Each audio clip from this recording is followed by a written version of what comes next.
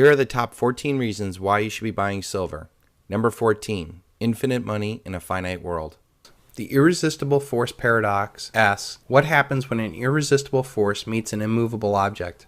Our debt-based monetary system must create more debt each and every year in excess of the debt and interest accrued the year before. The more debt money the bankers create, the more profit they have. The more money debt the politicians spend, the more power they have. This sick symbiotic relationship of lender of last resort meets the spender of last resort ensures exponential growth of money. The elite will keep using the power of the printing press to maintain their power, but ultimately this will only accelerate their demise. There is a mathematical inevitable end to this system, as infinite money debt meets the world's finite resources and ultimately the limits of human faith. The more money and debt chasing after fewer goods and services will cause inflation. Ultimately, people's faith in currency will fail worldwide. It will become evident that the elite intend to print the currency into oblivion, ruining the main function of money as a store of value. When this happens, people will throw their depreciating currency at any tangible asset they can get their hands on. Precious metals will be the main beneficiary of this. The frightening thing is that it's not just American citizens that will be affected by this global destruction of paper currency, because this will be the first time in human history in which the entire world has become interconnected and dependent upon this fiat monetary illusion. Stop thinking about another American Great Depression and start thinking about the Dark Ages. My suggestion would be to beat the rush and panic now.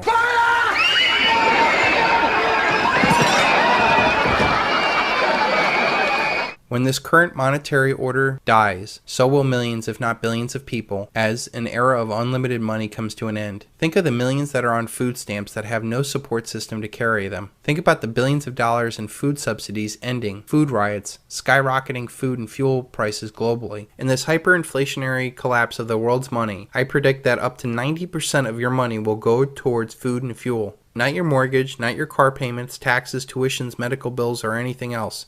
Just the basic necessities like food and fuel. Most will not be able to make this transition and unfortunately will die. And that is before the wars, riots, and violence take even more people down. This dramatic shift in life will also prevent people from having children in this turbulence. There will be a scar in the human experience that will be felt for generations. Number 13, the shift from paper assets to tangible assets. Those that understand that there is a major shift out of paper assets into real assets inevitably start with the gut reaction of buying gold.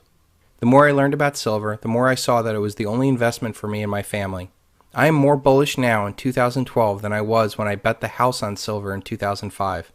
When you truly understand the fundamentals behind silver, you will see that it's simply the best investment out there. And I challenge anyone to find me a better investment. First and foremost, the reason why I invested in physical silver is because it is a physical, tangible asset. When I say invest in silver, I do not mean anything else but the real stuff in your hand. If you don't hold it, you don't own it.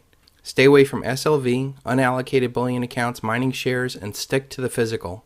I would hate for you to be right on silver and wrong on the form of silver. We are entering a generational shift out of paper assets into real tangible assets. As I've stated many times in the past, the dollar is mathematically going to collapse, and it is the very basis for our entire world economy. The dollar collapse will be the single largest event in human history, and will dramatically touch every human being on Earth and will leave a scar on generations to come. Yes, it's going to be that big. When the mathematically inevitable collapse happens, all paper assets will be destroyed. This goes for dollars, yen, euro, CDs, munis, T-bills, money markets, insurance policies, pensions, privately owned businesses, structured settlements, social security, dividends, 401ks, IRAs, stocks, options, bonds, and even real estate.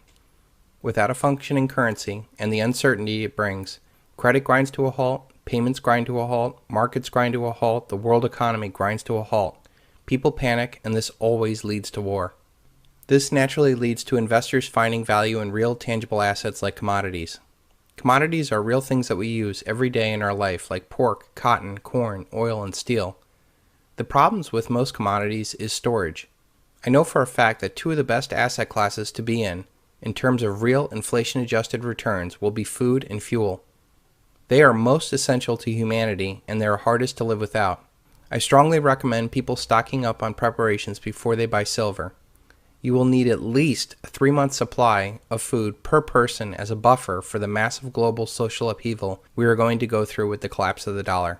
The problem with investing in most food and fuel is storage issues. most food and fuel deteriorates and becomes worthless. Also, storage can be prohibitive because we're talking about some big dollars. I don't know about you, but I certainly don't have a grain silo or storage tanks. Unless you're a farmer or an oil baron, this usually rules out many commodities for the average investor. This brings us to metals because they don't deteriorate. For most metals, storage is a big issue. $8,000 will buy you a ton of copper, but just over 4 ounces of gold. This is why precious metals are sought after, because of their rarity and their ability to store so much wealth in a small space. Number 12. Silver is the indispensable metal. The first demand is industrial demand. First and foremost, silver is being used as an industrial metal. Silver is the indispensable metal. Next to oil, silver is the most widely used commodity ever, as it has over 10,000 uses. As technology progresses and expands, silver's usefulness will explode even further. Its unique characteristics are unlike any other commodity in the world. It is the most reflective of all metals, the greatest conductor of both heat and electricity, strongly resists corrosion and oxidation, second most malleable and ductile metal next to gold, and it has recently been discovered to be a very effective antimicrobial and bacterial metal, and is now even being used in the war against cancer. Silver is generally used in small quantities, and its unique characteristics make it irreplaceable. This demand is growing and inelastic to price, which provides a very strong base for the next demand to put some more fuel on the fire. Number 11. Investment demand is growing. The next demand is the growing investment demand. This demand has almost been dead for the past generation of investors. This demand has a Jekyll and Hyde component to it. It has a paper trader component to it that simply wants a horse to bet on. These investors are primarily Anglo-American institutional investors and tend to want the silver price lower. But what they really want is to get big swings in the market. They trade anywhere from 40 to 1,000 paper ounces of silver for every real physical ounce in the market. And they only usually take about 3% of the real physical off the market when it is traded. This institutional demand is still in its early stages and seems content in the paper chase of the trader market. This institutional demand is set to grow not only in acceptance, but in worldwide audience and finally in physical metal. Institutions seem to follow the leader, and when it becomes apparent that silver is up 20% a year while the stock market is flat, it won't take long for these sharks to smell blood in the water, and they'll want more exposure to silver and other commodities. At first they'll play the paper market, but soon they will want the real thing. Foreign institutional investment demand is quite different than our institutional investment demand. They don't seem interested in playing the paper chase, and they want real physical silver. They seem intent on dumping dollars for real assets. The opening of the Hong Kong Mercantile Exchange is a good example of this. During the last bull run of silver in the 80s, only Western nations participated in that market. Since then, there is 10 to 20 times more capital in the world. There are 50% more people living in the world today, and now all of the world can participate in this silver bull run. China, India, and Russia are leading the charge to buy more and more precious metals. There are a lot of potentially useless dollars floating around the world, and they want real tangible assets in return. This type of foreign institutional investment demand wants higher prices and has the potential for backing the final demand, which will catapult silver into the stratosphere. The final investment demand is private investors. These investors typically want physical and only dabble in the paper trader market. These investors buy and hold, and they differentiate themselves from the other demands that specifically want a higher price for their investment. They plan on dumping their toxic paper assets and getting real physical assets outside of the paper chase. These investors are like ants, constantly taking food off the table and storing it for a rainy day. This demand is joining the industrial demand and taking real physical metal off of the market. But unlike the industrial users, the investment demand of private investors strictly want higher prices. Number 10. Monetary demand is insatiable.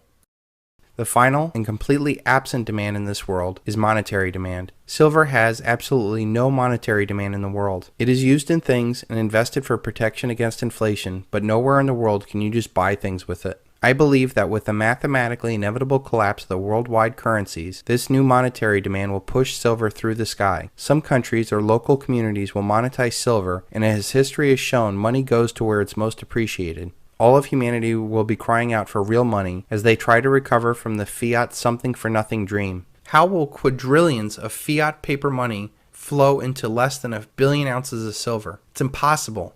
Paper is poverty. It is the ghost of money and not money itself. Thomas Jefferson. I have seen bright and intelligent men fail to understand that the electronic digits in their computer screens are not real money. They always do get it, when you hold an ounce of gold or a 100-ounce bar of silver. It's a frightening aspect of our society that we've become so detached from real money that most of us cannot even comprehend real money. Do yourself a favor this week and go to your local coin shop and just touch an ounce of gold or a big fat shiny bar of silver. Then look at that wad of paper in your wallet, or worse, the digits in your bank account, and tell me honestly, where would you rather invest your future? This third and final demand of monetary demand is insatiable, as no one can ever have too much money. Number 9. Silver's price is inelastic. This is what makes its price inelastic. All commodities have a self-correcting price mechanism except for silver. If a commodity's price rises too high, demand drops off as people seek substitutes or supply rises to meet the demand, thus lowering the price. This mechanism does not exist for silver. Silver is typically used in very small quantities and high-tech components, and there is no substitute for it. So a manufacturer or customer will have to absorb any price increase. Silver is now starting to be used in clothing to reduce odors caused by bacteria. What is remarkable about it is that by weight, silver represents only 1/40,000th of the total of inputs on that shirt. When used in such tiny quantities, silver's price is almost irrelevant. Over 20 million tons of polyester sportswear produced every year.